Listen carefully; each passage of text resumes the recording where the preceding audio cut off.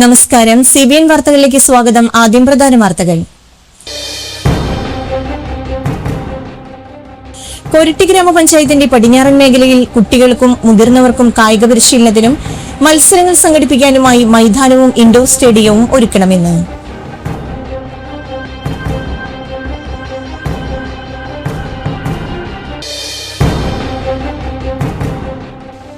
സംസ്ഥാനത്ത് കൊടുംചൂട് തുടരുന്നു. ഉയർന്ന താപനില മുന്നറിയിപ്പ് തുടരുന്നു.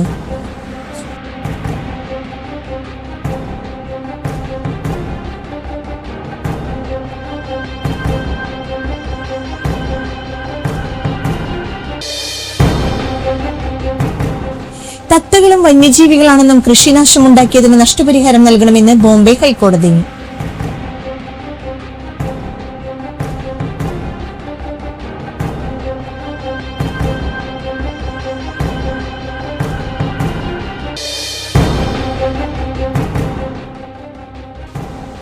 മുണ്ടത്തിക്കൂട് വെടിക്കെട്ട് ദുരന്തത്തിൽ ചികിത്സയിൽ കഴിഞ്ഞ ഒരാൾ കൂടി മരിച്ചു.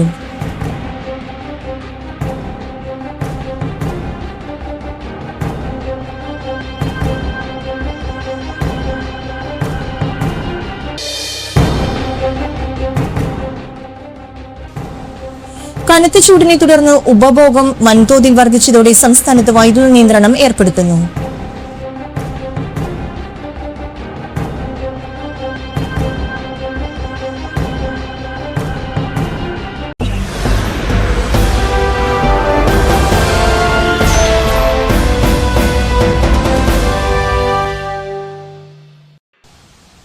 വാർത്തകൾ വിശദമായി.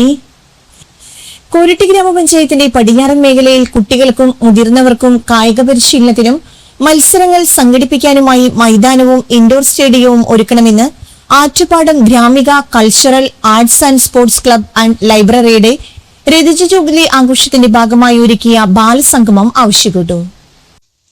കൊരട്ടി കാടുകുറ്റി പഞ്ചായത്തുകളെ ബന്ധിപ്പിക്കുന്ന ആറ്റപ്പാടം ഫാം റോഡിൽ ഓപ്പൺ ജിംനേഷ്യം സ്ഥാപിക്കണമെന്നും ആറ്റപ്പാടം റോഡിന്റെ അപാകത പരിഹരിക്കണമെന്നും ആവശ്യമുയർന്നു. ബാലസംഗമം കൊരട്ടി ഗ്രാമപഞ്ചായത്ത് പ്രസിഡന്റ് ലീല സുബ്രഹ്മണ്യൻ ഉദ്ഘാടനം ചെയ്തു. ക്ലബ്ബ് പ്രസിഡന്റ് ലാലുമോൻ ചാലക്കുടി അധ്യക്ഷത വഹിച്ചു.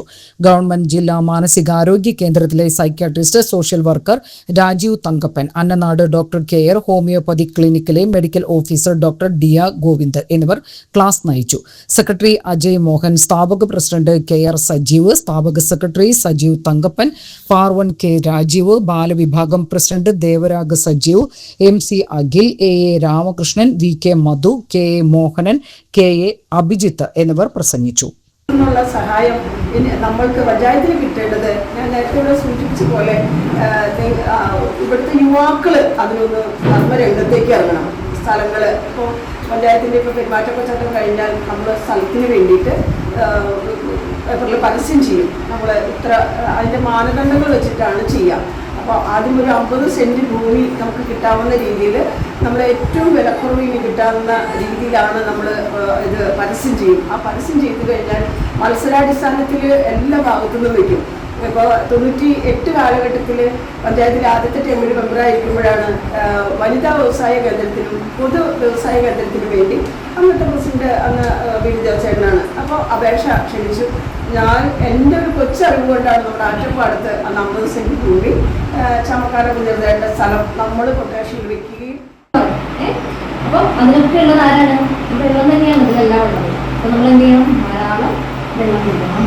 നമുക്ക് ഇമ്മ്യൂണിറ്റി കിട്ടണമെങ്കിൽ, നമുക്ക് നമ്മൾ കഴിക്കുന്ന ഭക്ഷണങ്ങൾ പിടിപ്പിക്കണമെങ്കിൽ, നമുക്ക് ആരോഗ്യം കിട്ടണമെങ്കിൽ ബന്ധമുള്ള തലച്ചോറിന്റെ പ്രവർത്തനത്തിൽ നിന്നുണ്ടാകുന്ന ആ ആകത്തുകയെ വേണമെങ്കിൽ നമുക്ക് മനസ്സെന്ന് പറയാം. അതിന്റെ ആരോഗ്യത്തെ കുറിച്ചാണ് എന്ന് പറഞ്ഞാൽ തലച്ചോറിന്റെ പ്രവർത്തനത്തിന്റെ ആരോഗ്യത്തെ കുറിച്ചാണ് നാം ചിന്തിക്കുന്നത്. കാര്യങ്ങൾ ചെയ്യുന്ന മാതാപിതാക്കളുമുള്ള കാലഘട്ടവുമാണ്. രണ്ടുപേരുടെയും പ്രശ്നം മാനസിക ആരോഗ്യമില്ല എന്നുള്ളതാണ്. നല്ല ആരോഗ്യമുള്ള ചെറുപ്പക്കാരനാണ് നാം കണ്ടിട്ടുള്ളതാണ് അല്ലേ? ലീല ചേച്ചി പറഞ്ഞതുപോലെ അവിടെ സമ്പത്തൊക്കെ ഉണ്ട്, മാനസികമായ ആരോഗ്യമുണ്ട് അല്ലേ? അപ്പൂന് നല്ല ആരോഗ്യമുണ്ട് അല്ലേ? ശരിയല്ലേ? ശാരീരികമായിട്ട് നല്ല ആരോഗ്യമുണ്ട്, കുഴപ്പമൊന്നുമില്ല. നമ്മൾ ആ ശാരീരിക ആരോഗ്യത്തെ കുറിച്ച് പറയുന്നതാണ്. നമുക്ക് പനിയില്ലാത്ത അവസ്ഥ അല്ലെങ്കിൽ ഏതെങ്കിലും അസുഖമില്ലാത്ത അവസ്ഥ എന്നല്ല.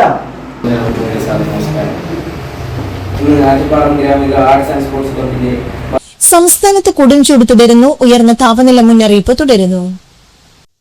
ഇടുക്കി, വയനാട് ജില്ലകളിൽ ഒഴികെ 12 ജില്ലകളിൽ ഉയർന്ന താപനിലയിൽ യെല്ലോ അലർട്ടുണ്ട്. ഉയർന്ന താപനില പാലക്കാട് ജില്ലയിൽ 40 ഡിഗ്രി സെൽഷ്യസ് വരെയും കൊല്ലം ജില്ലയിൽ 39 ഡിഗ്രി സെൽഷ്യസ് വരെയും ഉയർന്നേക്കാം എന്നാണ് കാലാവസ്ഥാ വകുപ്പിന്റെ മുന്നറിയിപ്പ്. പത്തനംതിട്ട, കോട്ടയം, തൃശൂർ, കോഴിക്കോട് ജില്ലകളിൽ 38 ഡിഗ്രി സെൽഷ്യസ് വരെയും, ആലപ്പുഴ, എറണാകുളം, മലപ്പുറം, കണ്ണൂർ, കാസർഗോഡ് ജില്ലകളിൽ 37 ഡിഗ്രി സെൽഷ്യസ് വരെയും, തിരുവനന്തപുരം ജില്ലയിൽ 36 ഡിഗ്രി സെൽഷ്യസ് വരെയും ഉയരാൻ സാധ്യതയുണ്ടെന്ന് കേന്ദ്ര കാലാവസ്ഥാ വകുപ്പ് അറിയിക്കുന്നു. ഉയർന്ന താപനിലയിൽ ഈർപ്പമുള്ള വായുവും കാരണം മലയോര മേഖലകളിലൊഴികെ ചൂടും അസ്വസ്ഥതയുമുള്ള കാലാവസ്ഥയ്ക്ക് സാധ്യതയുണ്ട്. കോടശ്ശേരി ഗ്രാമ സാംസ്കാരിക വേദിയുടെ നേതൃത്വത്തിൽ സാംസ്കാരിക സംഗമവും അകാലത്തിൽ നിര്യാതനായ സംഗീത സംവിധായകനും കലാസംവിധായകനുമായ സുധീർ സുബ്രഹ്മണ്യന്റെ 1ാം ചരമവാർഷിക അനുസ്മരണവും സംഘടിപ്പിച്ചു. നായരങ്ങാടി മിനി കമ്മ്യൂണിറ്റി ഹാളിൽ സംഘടിപ്പിച്ച ചടങ്ങിൽ വാർഡ് മെമ്പർ രമ്യ ബാബു സാംസ്കാരിക സമ്മേളനം ഉദ്ഘാടനം ചെയ്തു. ഗ്രാമ തിയേറ്റർ പ്രസിഡന്റ് കെ രാംദാസ് അധ്യക്ഷനായി. കലാഭവൻ ചെയിൻ, ചലച്ചിത്ര നടൻ ജോബി കൊടകര, ഗായകൻ രഞ്ജു ചാലക്കുടി, ഗ്രാമപഞ്ചായത്ത് അംഗങ്ങളായ അമ്പിളി സുരേഷ്, KR രാധാകൃഷ്ണൻ, ലിത വിൻസെന്റ്, വള്ളത്തോൾ സ്മാരക വായനശാല secretary TA Shaji, EA Jayathilakan, KC Haridas, Manu Menoth, PK Soundararajan എന്നിവർ സംസാരിച്ചു. ചലച്ചിത്ര താരം ജോബി കൊടകരയിൽ നിന്ന് ഗ്രന്ഥശാലാവേദി താലൂക്ക് പ്രസിഡന്റ് TA ഷാജി ഗ്രാമ കലാസാംസ്കാരിക വേദിയുടെ ആദ്യ അംഗത്വം സ്വീകരിച്ചു. തുടർന്ന് ഹാർമണി മ്യൂസിക് ബാൻഡ് നായരങ്ങാടിയുടെ ഗാനസന്ധ്യയും നടന്നു.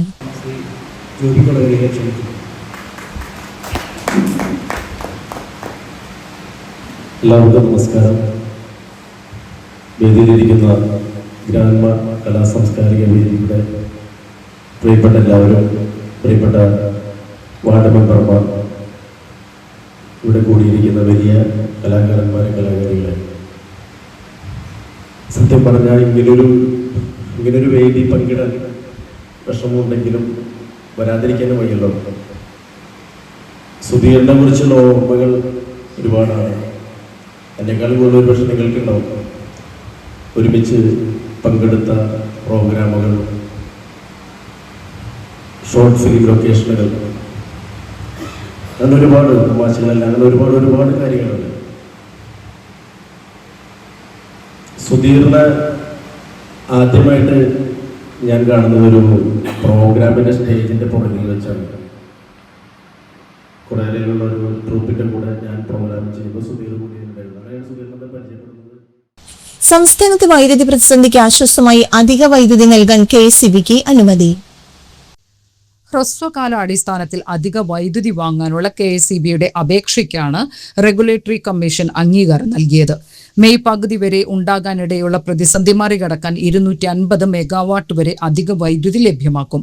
പവർ എക്സ്ചേഞ്ചുകളിലെ ടേം എ ഹെഡ് മാർക്കറ്റ് വഴി വാങ്ങുമ്പോൾ യൂണിറ്റിന് പരമാവധി 10 രൂപയും 5 പൈസ വരെ മാർജിനും നിശ്ചയിച്ചിട്ടുണ്ട്. സുതാര്യമായ രീതിയിൽ കുറഞ്ഞ സമയത്തിനുള്ളിൽ വൈദ്യുതിയുടെ അളവും വിലയും നിശ്ചയിച്ച് വാങ്ങാൻ കഴിയുന്ന OTC പ്ലാറ്റ്ഫോം ഉപയോഗിക്കാനും കമ്മീഷൻ അനുമതി നൽകി. ഹ്രസ്വകാല വൈദ്യുതി സംഭരണം നിയന്ത്രിക്കുന്നതിനും നടപ്പാക്കുന്നതിനുമായി അപ്പെക്സ് കമ്മിറ്റി, ഓപ്പറേഷണൽ കമ്മിറ്റി എന്നീ സമിതികളുടെ രൂപീകരണത്തിനും കമ്മീഷൻ അംഗീകാരം നൽകി. വൈദ്യുതി വാങ്ങുമ്പോൾ ബോർഡ് കൂടുതൽ ജാഗ്രത കാട്ടണമെന്ന് നിർദ്ദേശമുണ്ട്. സംസ്ഥാനത്തെ വൈദ്യുതി സാഹചര്യം ദിവസവും വിലയിരുത്താൻ പ്രത്യേക സംവിധാനം ഒരുക്കണം. ഈ വിവരങ്ങൾ ബോർഡ് ചെയർമാൻ ഉൾപ്പെടെയുള്ള ഉന്നത തലത്തിൽ റിപ്പോർട്ട് ചെയ്യണം. വൈദ്യുതി വാങ്ങിക്കഴിഞ്ഞ് ഒരാഴ്ചയ്ക്കകം പൂർണ്ണ വിവരങ്ങളും ചെലവായ തുകയും കമ്മീഷനെ ബോധിപ്പിക്കണമെന്നും ഉത്തരവിൽ വ്യക്തമാക്കിയിട്ടുണ്ട്. കടുത്ത വേനലും വൈദ്യുതി ഉപഭോഗത്തിലുണ്ടായ അപ്രതീക്ഷിത വർധനവുമാണ് അധിക വൈദ്യുതി വാങ്ങേണ്ട സ്ഥിതി സംജാതമാക്കിയത്. വേനൽ മഴയുടെ കുറവും LPG ലഭ്യത കുറവും മൂലം പാചകത്തിന് വൈദ്യുതി ഉപകരണങ്ങൾ കൂടുതലായി ഉപയോഗിക്കുന്നതും വൈദ്യുതി ആവശ്യകത വർദ്ധിക്കാൻ കാരണമായതായി ഇലക്ട്രിസിറ്റി ബോർഡ് വിലയിരുത്തുന്നു. സംസ്ഥാനത്ത് സ്വർണ്ണവിലയിൽ വർധന. പവന് 280 രൂപയാണ് കുറഞ്ഞത്. 1,13,240 രൂപയാണ് ഒരു പവൻ സ്വർണത്തിന്റെ വില. ഗ്രാമിന് 35 രൂപയാണ് കൂടിയത്. 1 ഗ്രാം സ്വർണത്തിന്റെ വില 14,155 രൂപയാണ്. എണ്ണവില കുത്തനെ ഉയർന്നതിനെ തുടർന്ന് കഴിഞ്ഞ ഏതാനും ദിവസങ്ങളായി സ്വർണ്ണവിലയിൽ ഇടിവാണുണ്ടായത്. പശ്ചിമേഷ്യയിൽ സംഘർഷം തുടരുന്നത് അടക്കമുള്ള വിഷയങ്ങളാണ് സ്വർണ്ണവിലയിൽ പ്രതിഫലിക്കുന്നത്. ഹോർമൂസ് കടലിടുക്കിലെ തുടർച്ചയായ തടസ്സങ്ങളുമാണ് ആഗോള വിപണിയിൽ എണ്ണവില ഉയർന്നു നിൽക്കാൻ കാരണം. ജനുവരി 29 രേഖപ്പെടുത്തിയ 1,31,160 രൂപയാണ് സ്വർണ്ണവിലയിലെ റെക്കോർഡ്. ഡിസംബർ 23 പവൻ വില ആദ്യമായി 1 ലക്ഷം കടന്നത്. തത്തകളും വന്യജീവികളാണെന്നും കൃഷിനാശമുണ്ടാക്കിയതിന് നഷ്ടപരിഹാരം നൽകണമെന്നും ബോംബെ ഹൈക്കോടതി. മഹാരാഷ്ട്രയിലെ വാർധ ജില്ലയിലെ ഹിംഗി ഗ്രാമത്തിൽ നിന്നുള്ള 70 വയസ്സുകാരൻ മഹാദേവ് ദേക്കേറ്റ് സമർപ്പിച്ച ഹർജിയിലാണ് കോടതിയുടെ ഉത്തരവ്.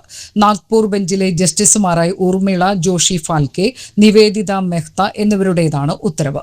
സംരക്ഷിത ജീവി വർഗ്ഗങ്ങൾ ഉണ്ടാക്കുന്ന നാശനഷ്ടങ്ങൾക്ക് നഷ്ടപരിഹാരം നൽകിയില്ലെങ്കിൽ അവർ വന്യജീവിതം നശിപ്പിക്കുന്ന രീതിയിൽ പ്രതികരിച്ചേക്കാമെന്നും അത് വന്യജീവി സംരക്ഷണ നിയമത്തിന്റെ ലക്ഷ്യത്തെ തന്നെ തകർക്കുമെന്നും കോടതി നിരീക്ഷിച്ചു. 2016 തന്റെ മാദക നാരകങ്ങൾ അടുത്തുള്ള വന്യജീവി സങ്കേതത്തിൽ നിന്നുള്ള തത്തകൾ നശിപ്പിച്ചുവെന്നും ഇതിന് നഷ്ടപരിഹാരം നൽകണമെന്നും ആവശ്യപ്പെട്ട ഹർജിക്കാരൻ സമീപിക്കുന്നത്. ഏകദേശം 200 മാതള നാരകങ്ങൾ നശിപ്പിച്ചു. ഒരു മരത്തിന് 200 രൂപ വെച്ച് നഷ്ടപരിഹാരം നൽകണം എന്നാണ് കോടതി ഉത്തരവ്. അതേസമയം ആനയും കാട്ടുപോത്തും കൃഷി നശിപ്പിച്ചാൽ മാത്രമേ നഷ്ടപരിഹാരം നൽകാൻ സാധിക്കുകയുള്ളൂ എന്നായിരുന്നു സംസ്ഥാന സർക്കാരിന്റെ വാദം. എന്നാൽ ഈ വാദം കോടതി തള്ളിക്കളഞ്ഞു. 1972 വന്യജീവി സംരക്ഷണ നിയമപ്രകാരം തത്തകളും സംരക്ഷിക്കപ്പെടുന്ന ജീവിവർഗമാണ്. അതിനാൽ അവ മൂലമുണ്ടാകുന്ന നാശനഷ്ടങ്ങൾക്ക് നഷ്ടപരിഹാരം നൽകാൻ സർക്കാരിന് ഉത്തരവാദിത്തമുണ്ടെന്നും കോടതി പറഞ്ഞു. കനകമല അടിവാരം സെന്റ് ആന്റണീസ് തീർത്ഥാടന കേന്ദ്രത്തിൽ 8ാം വിശുദ്ധ ഗീവർഗീസ് സഹദായുടെ തിരുനാളായി ആഘോഷിച്ചു. രാവിലെ നടന്ന കുർബാനയ്ക്ക് തീർത്ഥാടന കേന്ദ്രം സഹവികാരി ഫാദർ ജിതിൻ പുന്നശ്ശേരി കാർമ്മികത്വം വഹിച്ചു. വൈകിട്ട് നടന്ന ആഘോഷമായി കുർബാനയ്ക്കും നൊവേനയും തിരുനാൾ പ്രദക്ഷിണത്തിനും ഫാദർ അരുൺ ഭരണിക്കുളങ്ങര കാർമ്മികത്വം വഹിച്ചു. തുടർന്ന് നേർച്ചഭക്ഷണവും മാജിക് ഷോയും ഉണ്ടായി.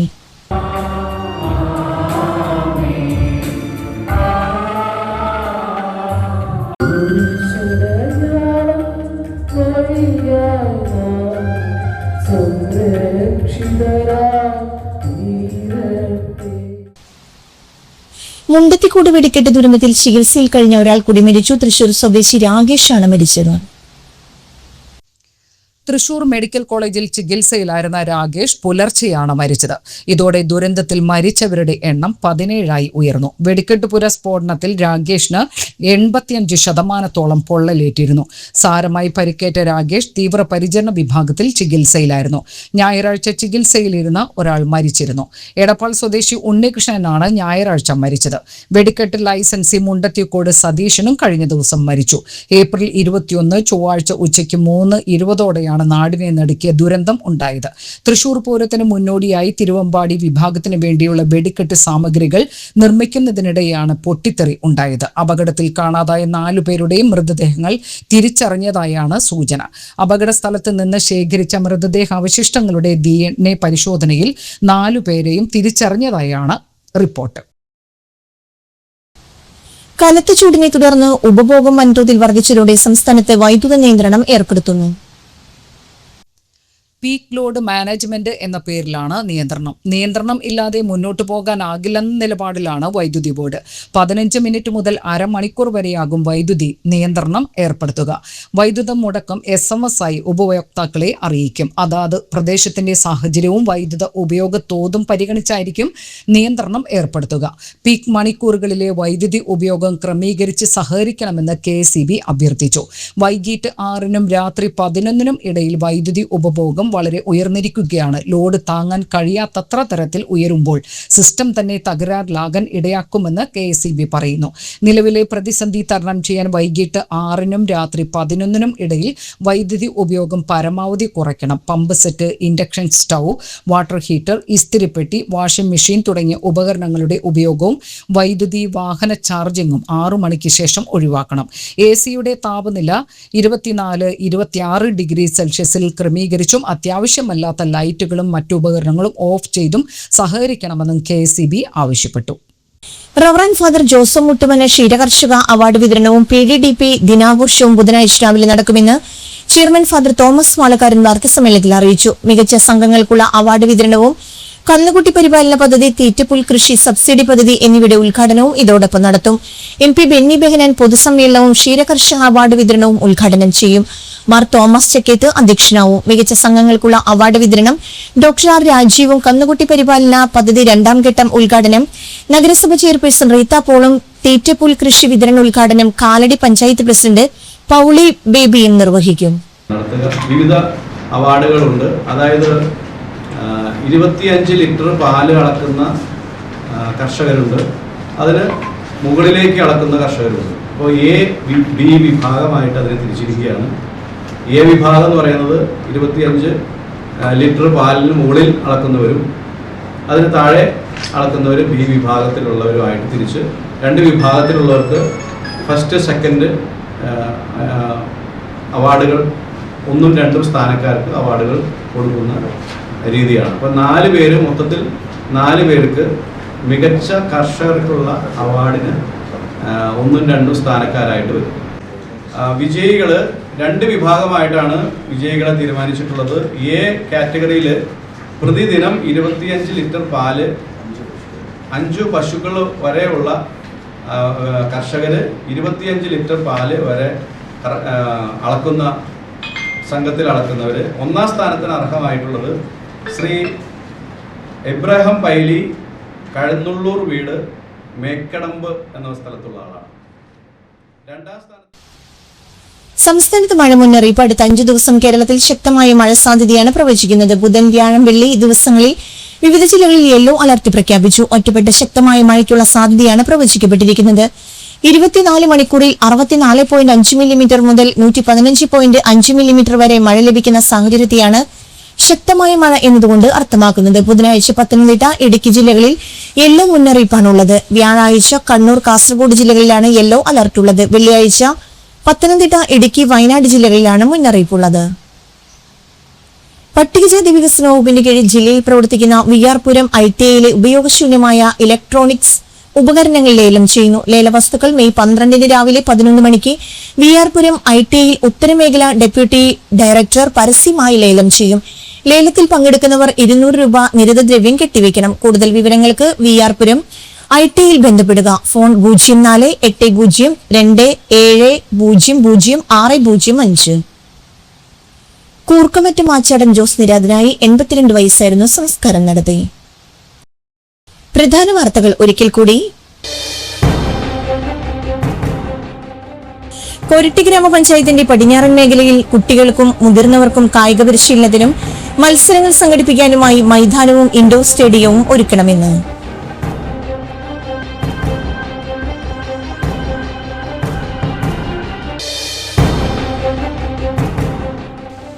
സംസ്ഥാനത്ത് കൊടുംചൂട് തുടരുന്നു. ഉയർന്ന താപനില മുന്നറിയിപ്പ് തുടരുന്നു.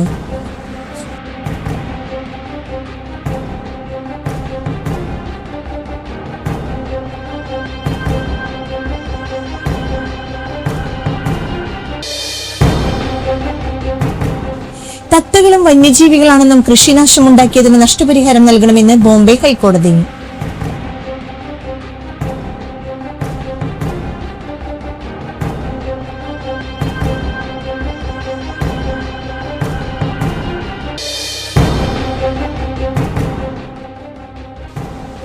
മുണ്ടത്തിക്കൂട് വെടിക്കെട്ട് ദുരന്തത്തിൽ ചികിത്സയിൽ കഴിഞ്ഞ ഒരാൾ കൂടി മരിച്ചു.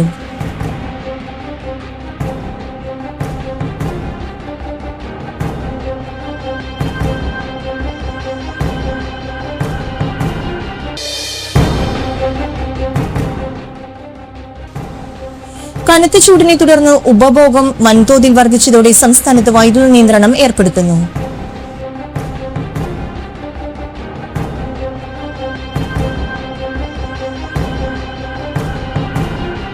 ഇതോടെ വാർത്താ ബുള്ളറ്റിൻ സമാപിച്ചു. നമസ്കാരം.